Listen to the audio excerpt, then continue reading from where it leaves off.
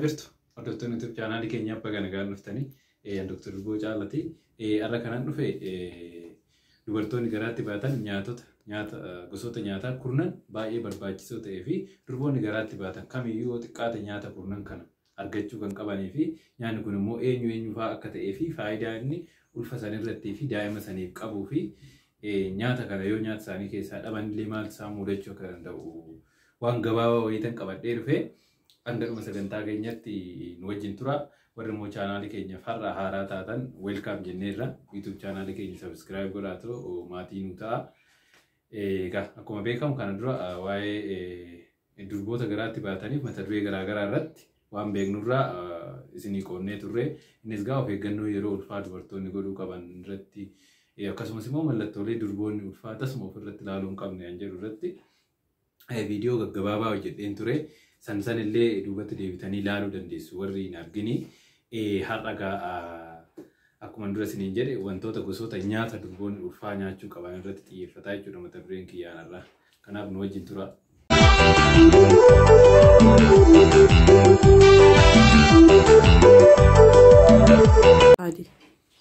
Egaa ulfi jijjiirama uumamaati. Jijjiirama uumamaa kana keessatti gaa dubartoonni ulfaa wantoonni isaan of eeggannoon isaan gochuu qaban keessaa inni tokko waa'ee nyaata irratti healthy diet fi nyaata isaaniifis ta'ee daa'ima isaaniitiif baay'ee barbaachisaa ta'ee fi nyaatota dhabamuu hin qabne san fudhachuudha. Of eeggannoon biraa akkuma jiru ta'ee jechuudha.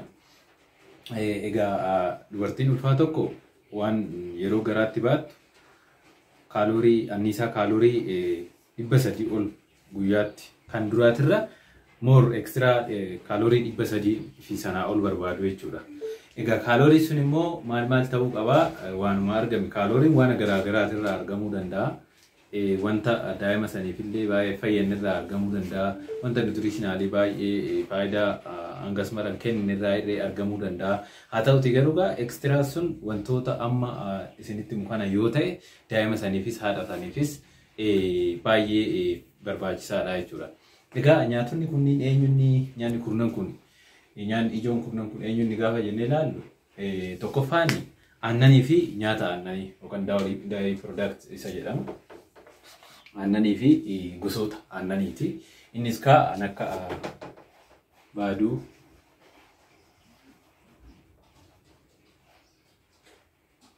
itittuu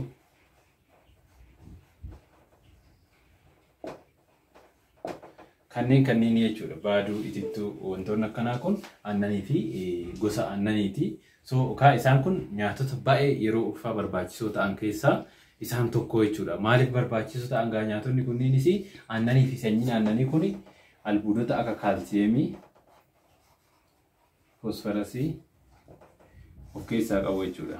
Baay'inaan kaalsiyeemii fi fosfarasiin kun immoo jabina lafee ilkaaniitii fi even guddina fi jabina gogaatiif illee baay'ee fayyadaa jechuudha. Kanaaf nyaatonni yeroo ulfaa dhabamuu hin qabne inni tokko aannanii fi gosa aannaniiti jechuudha. Durbaan ulfaa tokko argachuu qaban. Inni lammaffaan mixaaxisa yookaan immoo sweet potato.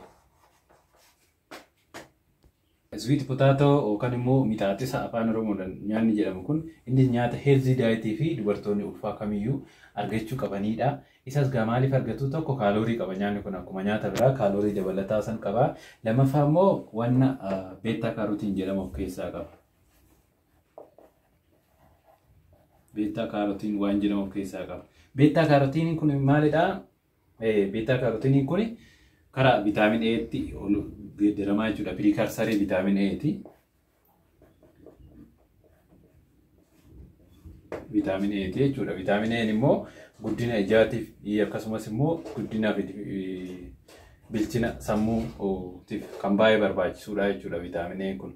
Kanaaf achi keessaa beeta kaarotiinii kana waan argannuuf beeta kaarotiiniin immoo vitaamin E'n akka uumamuuf hundeedha jechuudha. Kanaaf dubartiin ulfaa takka mixaaxisa hanga danda'ameen yeroo ulfaa argachuu qabdi jechuudha. Inni sadaffaan qurxummiidha. Nyaatota yeroo ulfaa baay'ee barbaadamaa ta'e keessaa tokko qurxummiidha. Egaa qurxummii kanarratti garuu wanti beekamuu qabu qurxummii gosa hunda miti. qorattoonni nyaataa akka jedhanitti qurxummiin yeroo ulfaa baay'ee barbaachisaa ta'e salmon fish isa jedhamudha. Salmon fish isa jedhamudha. Warri kun qurxummiileen biraa tokko tokko waan akka shaarkii fa'aa soldii fish warri jedhaman jiru. Isaan sun meerkurii baay'ee of keessaa qabu.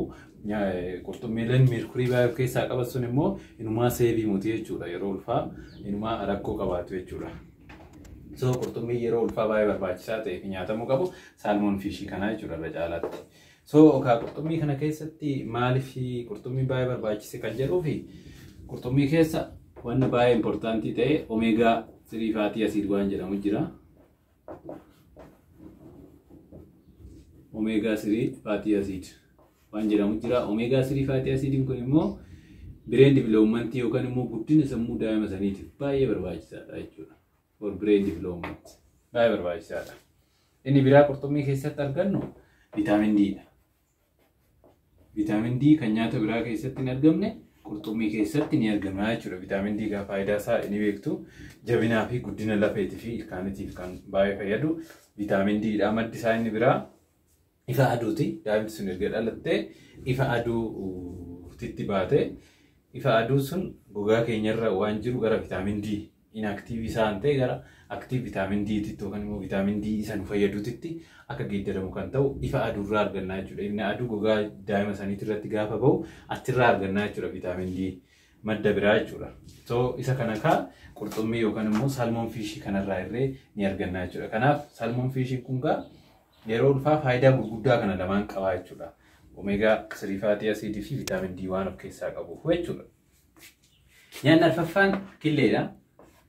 Killee Olbeeks naannoo tokko tokkotti hanqaaqus ni jedhamti. So killeen tun egaa nyaatota yeroo ulfaa baay'ee barbaachisaa ta'an keessaa ishee takka. Isheen egaa waan hedduu of keessaa qabdi. Almost killeen waan hunda of keessaa qabdi. Pirootiinii, vitaaminii, albuudota adda addaa kana hedduminaan of keessaa qabdi jechuudha. Kanaaf kaloorii kennuu irratti dabalatee jara kana waan of keessaa qabduuf jarri sun immoo albuudota kana duras isinii tuttuqeen ture. Faayidaa inni qaama keenyaaf qabu isinitti himen ture. Kanaaf killeen irree nyaata yeroo ulfaa baay'ee barbaadamaa ta'edha jechuudha. Inni biraan goommanaa fi sanyii goommanaati. Goommanaa fi sanyiin goommanaa illee nyaatota yeroo ulfaa baay'ee barbaachisaa ta'anidha jechuudha. Inni kunis egaa faayidaa lamaa fi faayidaan tokkoffaan kana dura yeroo isinitti himen ture constipation yookaan immoo gogni garaa yeroo ulfaa ni jiraata. So goga garaa yeroo ulfaa saniif illee ni ta'a jechuudha. Goommanni kun goga garaa yeroo ulfaa kan dhukkubaan hin dhufin goga garaa yeroo ulfaa sababa ulfaa qofaan kan dhufe sun akka itti wayyaa'u ni taasisaa jechuudha. Isatti dabalatee immoo goommanni albuudotaa fi mineraalota hedduu of keessaa qaba jechuudha. Achi keessaan akka folic acid, vitaamin A, vitaamin C, vitaamin K kana waan of keessaa qabuufu kun immoo guddina daa'ima saniitiif akkasumas immoo haadha saniif baay'ee barbaachisaadha jechuudha. Baay'ee barbaachisaadha. So nyaanni ijoon inni jaaffaan foon diimaa yookaan immoo beef jedhama. So foon diimaan kunis gaa yeroo ulfaa nyaata baay'ee barbaadamaa ta'edha. Egaa innis foon diimaa keessa wanti baay'inaan argamu madda ayiranii achi keessaa argama. Isatti dabalatee immoo waan akka folic acid illee achi keessatti argama. In general high quality proteins jedhamu. Foon diimaan kun gaa high quality proteins jedhamu. Proteiniin immoo guddina daa'imaatiif as general ijaarsa qaamatiif waan fayyaduufu daa'ima saniifis haadha saniifis baay'ee fayyadaa jechuudha. So asitti killee kanarratti wanti itti dabaluu barbaadu inni biraan killee keessaa waan kolaayin jedhamu jira. Wanni baay'ee barbaachisaa ta'e kanan irra darbuun barbaadu waan kolaayin jedhamutu jira. Kolaayinii suni rakkoolee yeroo uumamaan yookaan immoo neural tube defect yookaan daa'imman uumamaan qaama hir'uu ta'anii akka hin dhalanne wantoota ittisan keessaa ishee tokko jechuudha. Wantoota ittisan keessa jirti jechuudha. Egaa wanti sun durboonni hordoffii gochuudhaan wanti kennamu ni jira. Meedikaalii wanti kennamu ni jira. Haa ta'utii garuu killee keessarree waan kooliin jedhamtu tun waan saniif ni oolti jedha qorannaan qorattoonni nyaataa tokko tokko akka jedhanitti jechuudha. So isadha. Inni torbaffaan avokaadoodha. Nyaatota baay'ee barbaachisoo ta'anii fi healthy diets for pregnancy ta'an keessaa inni tokko avokaadoodha. Avokaadoo keessa wanta hedduutu jira. Achi keessaa inni tokko potaasiyeemidha. Yeroo baay'ee potaasiyeemiin muuzii qofa keessatti akka argamuutti namni yeroo baay'ee kan hubatu. Garuu baay'ee surprisingly potaasiyeemiin avokaadoo keessatti irra baay'inaan argamaa jechuudha. Potaasiyeemiin yeroo ulfaa waan baay'eedhaaf fayyada. Achi keessaa tokko dhukkubbii miilaa yookaan leg cramps jedhamu yeroo ulfaa kan mudatu isa sanillee akka inni improve godhu nu godha jechuudha. Itti wayyaa jechuudha. So avokaadoon inni tokko isaa faayidaan inni biraa immoo albuudota garaagaraa fi viitaaminoota akka viitaamin A fi C, K kanneen illee of keessaa waan qabuufu nyaata yeroo ulfaa baay'ee barbaadamu keessaa isa tokkodha jechuudha avokaadoon. Akkasumas in addition to this goga garaallee akkuma goommanaa fi sanyii goommanaa goga garaallee ni ittisa jechuudha. Goga garaa sababa dhukkubaan dhufu osoo hin taane goga garaa speeshaalii sababa ulfaatiin dhufu ni ittisa jechuudha avokaadoon. Inni saddeettaffaani zayita qurxummii yookaan immoo oilii fish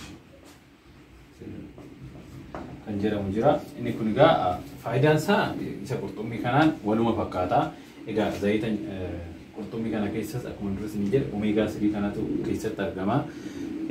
Haa ta'uti garuu inni kun bifa reedii meedii ta'een kan hojjetame kan gurguramu.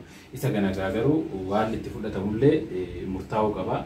Sababni isaas baay'inaan illee fudhatamuu qabu jechuudha. Kanaaf dubartiin takka asirratti egaa dubartiin tokko zayita qurxummii kana kan ishee fayyadamuu qabdu. Hanguma barbaadu yookaan immoo baay'inaan fayyadamuu qabdu. Guyyaatti 1 teaspoon yookaan immoo guyyaatti maankaa tokko fal'aana tokko jechuudha. Guyyaatti fal'aana tokko caala fayyadamuu qabdu jechuudha.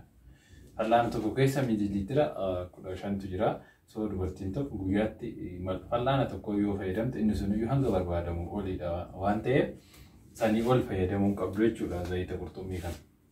So saddeettaffaan isa kana. Salgaffaan nyaanni yeroo ulfaa baay'ee barbaadamaa ta'e inni biraan muuziidha. Muuziin kun illee nyaatota yeroo ulfaa baay'ee barbaadamu yookaan immoo healthy diet during pregnancy jedhamu. Muuzii keessas akkuma duratti jenne tokko potaasiyeemiin illee ni jira. Potaasiyeemii sanarraa faayidaa argamu isinitti jira. Akkasumas immoo guba garaatii fi wal cabsaa ganama yookaan immoo morning sickness yeroo ulfaa mudatuuf illee dubartoota akkasiitillee ni fayyada jechuudha muuziin. So dubartoonni akkasii nyaata akkasii waan akka muuzii kanaafaa fi nyaatota yeroo akkasii nyaatamuu qaban kan durallee isinitti himeen ture. San yoo fayyadaman wal cabsaa isaanillee itti wayyaa'uu danda'a jechuudha. Kanaaf nyaata healthy diet yookaan immoo yeroo ulfaa barbaadamu keessaa muuziin illee nyaata biraati jechuudha. Inni kurnaffaan kaarotiidha. Kaarotiin akkasuma nyaatota baay'ee barbaadamoo ta'an keessaa isa tokkodha. Egaa kaarotii kana keessa waan beettaa kaarotiin jedhamutu jira. Beettaa kaarotiin waan jedhamu jira. Beettaa kaarotiin kun immoo faayidaan ijoosaa viitaamin Eedha hundeedha. Viitaamin E beettaa kaarotinii kanarraa hojjetama jechuudha. Faayidaa viitaamin E immoo isinitti himeen ture guddina ijaatiif sammuutiif akkasumas immoo jabina sombaatiif illee yeroo daa'imti gadaamessa keessa jirtu jabina sombaatiif illee akka fayyaduu fi lallaafina gogaatiif illee akka fayyadu jechuudha. Daa'ima saniif illee faayidaa akkasii qaba. Kanaaf kaarotiinis nyaataalee yeroo ulfaa nyaatamuu qaban keessa jiru jechuudha. So kanatti dabalatee nyaatonni akka midhaanonni nyaataan akka baaqelaa akka ataraa fa'aan illee nyaatota healthy diet jedhamu jechuudha. Pirootiinii of keessaa qabu waan ta'eef nyaatonni akkasiitillee nyaatota healthy diet fi nyaatota yeroo ulfaa barbaadamanidha jechuudha.